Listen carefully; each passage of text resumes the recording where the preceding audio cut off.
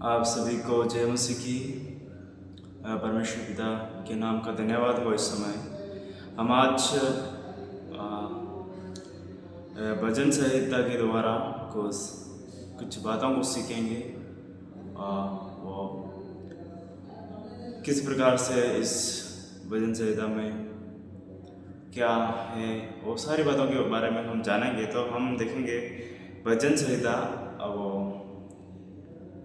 22 भजन संहिता 22 से हम आज देखेंगे। तो इसमें हम देखते हैं यहाँ पर 22 जो है, यहाँ पर फर्स्ट वचन लिखा है, हे मेरे परमेश्वर, हे मेरे परमेश्वर, तूने मुझे क्यों छोड़ दिया? तू मेरी पुकार से और मेरी सहायता करने से क्यों दूर रहता है? मेरा उद्धार कहाँ है? यहाँ पर जो लिखने वाला लेखककार है वो परमेश्वर से ऐसी बातचीत कर रहा है कि मुझे तूने क्यों छोड़ दिया। ऐसा कर रहा है, बुला बुला के बोल रहा है, मेरे परमेश्वर है, मेरे परमेश्वर, मुझे तूने क्यों छोड़ दिया? तू मेरी पुकार से और मेरी सहायता करने से क्यों दूर रहता है? मेरा उद्धार कहाँ है? वो परमेश्वर से प्रश्न कर रहा है यहाँ पर कि तूने मुझे क्यों छोड़ दिया और मेरी सहायता कहाँ है और मेरा उद्धार कहाँ है? ऐसे सवाल कर रहा है यहाँ पर। तो ये जो भजन है, ये हम कह सकते हैं हमारे दाऊद का भजन है। जो दाऊद राजा है उसका भजन है ये। इसके जीवन में ये कुछ प्रोसिक्यूशन है, कुछ सताव है, तकलीफ है, इसलिए ये परमेश्वर से क्वेश्चन कर रहा है कि तूने मुझे तू मुझसे दूर रहता है, मतलब तू मेरी पुकार से और मेरी सहायता करने से क्यों दूर रहता है। ये यहाँ पर जो भजनकार है दाऊद, ये अकेलापन महसूस कर रहा है। शायद इसके जीवन में ऐसी कुछ परिस्थितियाँ हैं जिनकी वजह से ये दुख में है, दर्द में है, समस्या में है, और उसी वक्त ये इन बातों को यहाँ पर बता रहा है। हालेलुया। हम तब अब इसका जो इस भजन का जो पृष्ठभूमि है वो देखेंगे कि क्या है ऐसा इसके जीवन में जो ये परमेश्वर से सवाल कर रहा है, क्वेश्चन कर रहा है, बोल रहा है कि तू मेरी पुकार से और मेरी सहायता करने से क्यों दूर रहता है। इस प्रकार से बोल रहा है। शायद ये अकेलापन महसूस कर रहा है उस दुख के बीच में, इसलिए ये परमेश्वर से सवाल करता है। तो हम यहाँ पर देखते हैं इसका मतलब पृष्ठभूमि, ऐतिहासिक पृष्ठभूमि इसका देखते हैं, हिस्ट्रिकल बैकग्राउंड। तो इसमें हम देखते हैं ये भजन तो कब का है, लगभग यीशु मसीह के आने से 1000 साल पहले का कह सकते हैं हम। और यहाँ पर जो इस दाऊद की स्थिति है, वो दाऊद अपने जीवन के बहुत कष्ट और अकेलेपन के समय ये भजन लिखता है। इस भजन की यह पृष्ठभूमि है, मतलब समस्या और दुख के बीच में ये दाऊद जो है वो इस भजन को लिख रहा है, ये बताते हुए। और वह ऐसा महसूस करता है जैसे परमेश्वर ने उसे छोड़ दिया है, इसलिए वो बोल रहा है कि मुझसे आप दूर रहते हो। हालेलुया। तो हम यहाँ पर जब देखते हैं तो यहाँ पर दाऊद इसी प्रकार से परमेश्वर को बोल रहा है कि उसको लग रहा है परमेश्वर ने मुझे छोड़ दिया। हालेलुया। परंतु यह भजन केवल दाऊद के अनुभव नहीं है, यह कई लोगों का भी अनुभव ऐसा होता है आज के जीवन में। वो अकेलापन महसूस करते हैं, शायद क्रिश्चियन लोग हो, मसीही लोग हो, या कौन से भी लोग हो जो सताव आता है, तो ऐसी समस्या का सामना करना पड़ता है। तो यहाँ पर हम फिर दूसरा वचन जो देखेंगे वो वहाँ पर लिखा है भजन संहिता 22:2, है मेरे परमेश्वर, मैं दिन को पुकारता हूँ परंतु तू उत्तर नहीं देता। हालेलुया। वो बोल रहा है मैं दिन को पुकारता हूँ पर तू उत्तर नहीं देता। हालेलुया। तो यहाँ पर भी दूसरे वचन में भी वह पुकार रहा है और ऐसा महसूस कर रहा है कि परमेश्वर से उसको उत्तर नहीं मिल रहा है। हालेलुया। तो फिर हम जहाँ देखते हैं हम देखेंगे यहाँ पर कुछ दूसरा वचन देखेंगे हम, क्योंकि वचन ज़्यादा है और टाइम कम है, इसलिए मैं यहाँ पर 11वां वचन पढ़ना चाहूँगा। मुझसे दूर ना हो, क्योंकि संकट निकट है और कोई सहायक नहीं। वो बोल रहा है मुझसे दूर ना हो, परमेश्वर को बोल रहा है मुझसे दूर ना हो, संकट निकट है और मेरा सहायक कोई नहीं है। इस वचन में वो बोलता है कि संकट मेरे पास है, निकट है और मेरी मदद और मेरी सहायता करने वाला कोई नहीं है। इसका मतलब हम कह सकते हैं कि वो बिल्कुल अकेला है, ना उसका परिवार, ना उसके कोई दोस्त, ना उसके कोई रिश्तेदार, कोई उसके साथ नहीं है। वो परमेश्वर से ही यह विनती कर रहा है, प्रार्थना कर रहा है कि तुम मुझसे दूर मत होना, मेरा सहायक यहाँ पर कोई नहीं है, ऐसा बोल रहा है। शायद इस भजन संहिता में शायद हमारा जो साउल है और अबसलोम है, जो वो लोग थे, उनसे दाऊद भाग रहा था, उनसे युद्ध हो रहा था। कुछ ऐसे समय में शायद वो अकेलापन महसूस कर रहा है और उसको लग रहा है कि मैं शायद तो नष्ट हो जाऊंगा। ऐसा कुछ परिस्थिति में उसका जीवन है, इसलिए वो यहाँ पर ये पुकार कर रहा है, वो परमेश्वर को पुकार रहा है, परमेश्वर से प्रार्थना कर रहा है मुझसे दूर ना हो, क्योंकि मेरा सहायक कोई नहीं। उसका यहाँ पर लगातार पुकारना मतलब उसको मदद की ज़रूरत है परमेश्वर से इस समय में। हालेलुया। तो हम पढ़ेंगे 12वां वचन भी पढ़ेंगे। बहुत से सांडों ने मुझे घेर लिया है और बाशान के बलवंत सांड मेरे चारों ओर मुझे घेरे हुए हैं। हालेलुया। ये वचन भी हमें यही बताता है कि शायद इस वचन के अनुसार कहने का ऐसा मतलब उसके चारों ओर, उसके चारों तरफ जो वो सेना है वो होगी, इसलिए वो यहाँ पर बोल रहा है कि मेरे चारों तरफ कुछ सांड है और उन्होंने मुझे घेर लिया है, यहाँ पर वो बता रहा है। हालेलुया। तो यहाँ पर दाऊद का जो जीवन है वो बहुत अकेलेपन के रूप में है, इसलिए वो परमेश्वर को पुकार रहा है। हालेलुया। और वो अकेलापन महसूस कर रहा है और परमेश्वर से कह रहा है कि मुझसे दूर ना हो, क्योंकि संकट मेरे निकट है और मेरा सहायक कोई नहीं है। इसका मतलब वो सेना उसके आसपास होगी और मतलब युद्ध या कुछ ऐसी परिस्थितियाँ उसके सामने हैं जो उसके बिल्कुल पास है, निकट है। ऐसी परिस्थितियों के बीच में वो वहाँ पर दाऊद परमेश्वर को बता रहा है। हालेलुया।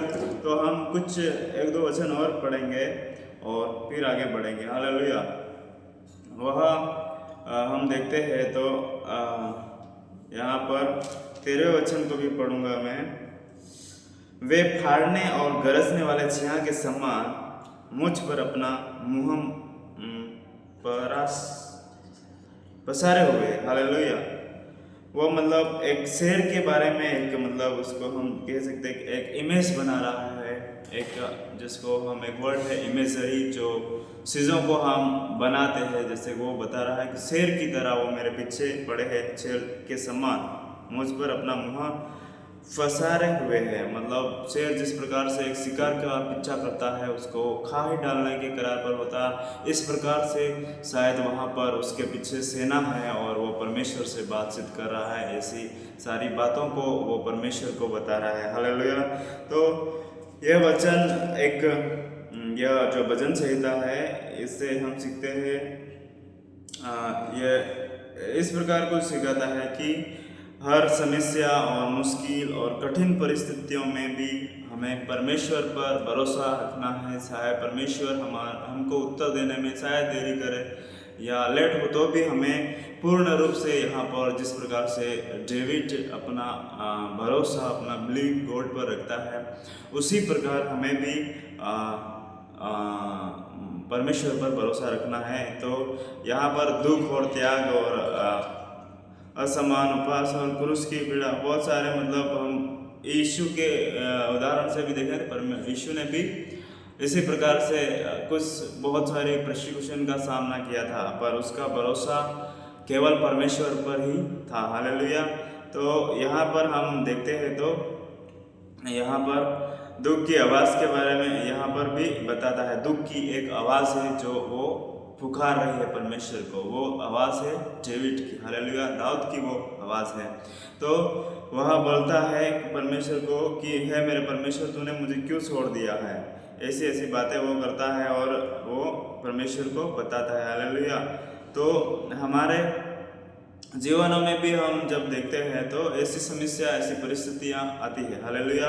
जब यहाँ पर हम एप्लीकेशन जब देखते हैं तो हमारे जीवन के लिए किस प्रकार से हमें करना चाहिए। जब तुम्हें लगे कि परमेश्वर चुप है, हालेलुया, जरा हमारे लगे हमको लगता है कि हमारा परमेश्वर शांत है, चुप है, हमें जवाब नहीं मिल रहा है, तब हमें वह याद रखना है कि हमारा जो परमेश्वर है, यीशु मसीह है, वो वह उसने क्या किया, यीशु मसीह ने भी दुख सहा ताकि हम मुक्ति और जीवन पाए। हमारे परमेश्वर ने भी हमारे लिए दुख सहा और हर समस्या का सामना किया, हालेलुया। भजन संहिता 22 में सिखाता है कि विश्वास दर्द से बड़ा होता है, हालेलुया। हमारा विश्वास जो है वो हमारे दर्द से बड़ा है, हमारे दुख से बड़ा है। कैसे भी दुख में, कैसी भी परिस्थिति में हमारा विश्वास परमेश्वर पर मजबूत होना है ताकि उस दुख से, उस पीड़ा से हम निकल सके। हमें परमेश्वर सुख भी रहे तो भी हमें प्रार्थना और उसको प्रार्थना करनी है और विश्वास रखना है। यहाँ पर जैसे कि इस भजन संहिता में हम देख सकते हैं कि विश्वास जो है वो दर्द से बड़ा है, हालेलुया। तो हमारा विश्वास कभी भी कमजोर नहीं होना चाहिए, चाहे हमारे चारों ओर कैसी भी परिस्थिति हो, चाहे हमें कोई सता रहा हो, चाहे हमें कोई परेशान कर रहा हो, चाहे हमें घात करने के लिए जैसे दाऊद के जीवन में हो रहा है, वैसी परिस्थितियाँ कई बार हमारे जीवन में भी आती है। लेकिन हमें डरना नहीं है, पर पूर्ण रूप से हमारे परमेश्वर पर भरोसा रखना है, हालेलुया। तो हमारा परमेश्वर विश्वास योग्य परमेश्वर है, वो एक दिन जरूर हमारी मदद करता है, हालेलुया। तो यहाँ पर हम देखते हैं, मैं एक वचन और पढ़ना चाहूँगा जो लास्ट है उसका, वो वचन मैं पढ़ूँगा, नहीं, मैं 26वां वचन पढ़ूँगा, 22 का सभी। नम्र लोग भोजन करके तृप्त होंगे, जो यहोवा के खोजी है वे उसकी स्तुति करेंगे। तुम्हारे प्राण सर्वदा जीवित रहे। यहाँ पर वो लेखक जो बता रहा है, फिर नम्र लोग जो भोजन करके तृप्त होंगे, जो यहोवा के खोजी है वे उसकी स्तुति करेंगे, तुम्हारे प्राण सर्वदा जीवित रहे। यहाँ पर बता रहा है जो परमेश्वर को खोजने वाले हैं, परमेश्वर को चाहने वाले हैं, परमेश्वर को ढूंढने वाले लोग हैं, वह तृप्त होंगे। उनकी जो आशा है, जो उनकी आवश्यकता है, दुख में, समस्या में जो उनकी आवश्यकता है, वो एक दिन पूरी होगी। भोजन का मतलब यहाँ पर भी इमेजरी का यूज़ कर रहा है वो जो लेखक है डेविड, वो कि एक दिन सारी आशाएं, सारी आवश्यकताएं जो है वो एक दिन जो परमेश्वर को खोजते हैं, जो परमेश्वर पर विश्वास रखते हैं, उन लोगों की आशाएं पूरी होगी, हालेलुया। तो हमारा परमेश्वर कभी भी ऐसा परमेश्वर नहीं है जो हमारी आशा है, जो हमारी आवश्यकता है वो पूरी नहीं करेगी, एक दिन पूरी होगी। वो यहाँ पर डेविड बता रहा है, वो जो लेखककार है, लिखने वाला है, वो बता रहा है, वो डेविड, हालेलुया। तो कभी भी ऐसा मत सोचिए कि हम परमेश्वर ने हमें छोड़ दिया है, वो हमारी मदद नहीं कर रहा है। यहाँ पर वो बता रहा है कि जो परमेश्वर की खोजी है, उनकी आशा, उनका वो एक भोजन से तृप्त होंगे, उनकी जितनी ज़रूरतें हैं वो एक दिन पूरी होंगे। चाहे उनके वो दुख में जीवन बिता रहे हो या फिर अलग अलग प्रॉब्लम से वो गुजर रहे होंगे, अलग अलग परिस्थिति, बुरी परिस्थिति शायद उनके जीवन में होंगी, लेकिन एक दिन परमेश्वर उनको तृप्त करेगा, उनको भोजन से तृप्त करेगा। मतलब उनकी जितनी दुख है, जितना दर्द में जो जी रहे हैं, वो एक दिन परमेश्वर उस दुख दर्द से उन लोगों को निकालेगा जो परमेश्वर के खोजी है, हालेलुया। तो हम इन्हीं बातों को सीखते हैं। इसी प्रकार से हमें भी, जिस प्रकार यहाँ पर डेविड का विश्वास है परमेश्वर पर, उसी प्रकार से हमारा विश्वास भी परमेश्वर पर होना चाहिए, ताकि हम भी उस दुख के बीच में एक विश्वास में खड़े रह सके और हमारे मन में ये सोच होनी चाहिए कि हमारा परमेश्वर एक दिन सब कुछ ठीक करेगा। हालेलुया। तो इन बातों के द्वारा परमेश्वर आपको ब्लेस और आशीषित करे, और मैं यहाँ समाप्त करता हूँ। आप सभी को जय मसीह की।